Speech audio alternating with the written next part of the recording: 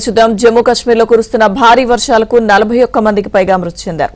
ఎడతెరిపి లేకుండా కురుస్తున్న వర్షాలకు ఆకస్మిక వరదలు విరుచుకుపడుతున్నాయి. కొండచర్యలు విరిగిపడుతున్నాయి. విపత్కర వాతావరణ పరిస్థితుల కారణంగా విద్యా సంస్థలకు సెలవు ప్రకటించారు. జమ్మూ శ్రీనగర్ జాతీయ రహదారిపై ట్రాఫిక్ ను నిలిపివేశారు. భారీ వర్షాలు కొండచర్యలు విరిగిపడుతున్న కారణంగా వైష్ణోదేవి యాత్రను అధికారులు తాత్కాలికంగా నిలిపివేశారు.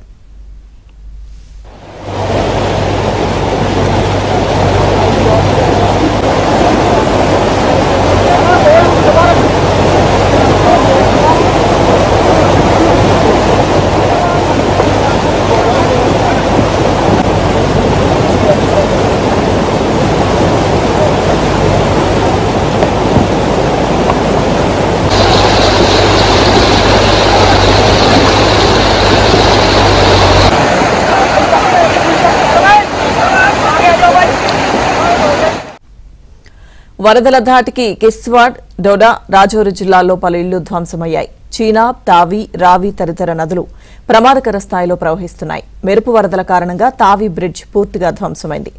రోడ్లు, రహదారులు పూర్తిగా కొట్టుకుపోయాయి. వాహనాలు ధ్వంసమైన వీడియోలు వైరల్ గా మారాయి.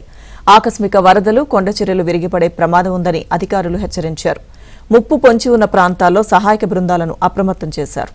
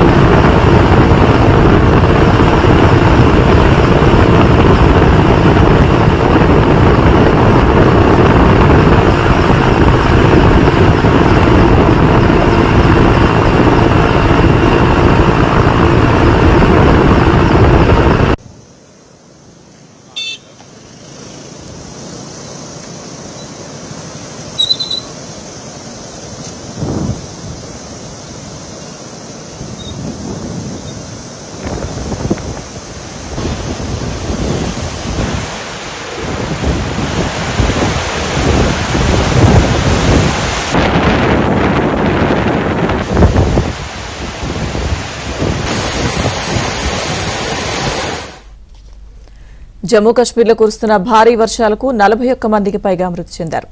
ఎడతెరిపి లేకుండా కురుస్తున్న వర్షాలకు ఆకస్మిక వరదలు విరుచుకుపడుతున్నాయి. కొండచర్యలు విరిగిపడుతున్నాయి. విపత్కర వాతావరణ పరిస్థితుల కారణంగా విద్యా సంస్థలకు సెలవు ప్రకటించారు. జమ్మూ శ్రీనగర్ జాతీయ రహదారిపై ట్రాఫిక్ నిలిపివేశారు. ఇక భారీ వర్షాలు, కొండచర్యలు విరిగిపడుతున్న కారణంగా వైష్ణోదేవి యాత్రను అధికారులు తాత్కాలికంగా నిలిపివేశారు.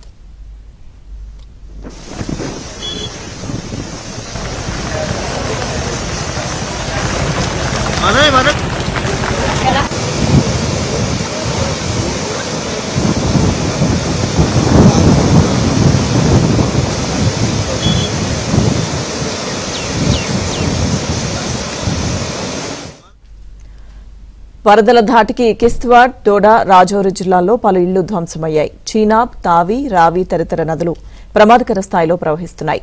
మెరుపు వరదల కారణంగా తావి బ్రిడ్జ్ పూర్తిగా ధ్వంసమైంది. రోడ్లు, రహదారులు పూర్తిగా కొట్టుకుపోయాయి. ఇక వాహనాలు ధ్వంసమైన వీడియోలు వైరల్ గా మారాయి. ఆకస్మిక వరదలు, కొండచర్యలు విరిగిపడే ప్రమాదం ఉందని అధికారులు హెచ్చరించారు. ముప్పు పొంచి ఉన్న ప్రాంతాల్లో సహాయక బృందాలను అప్రమత్తం చేశారు.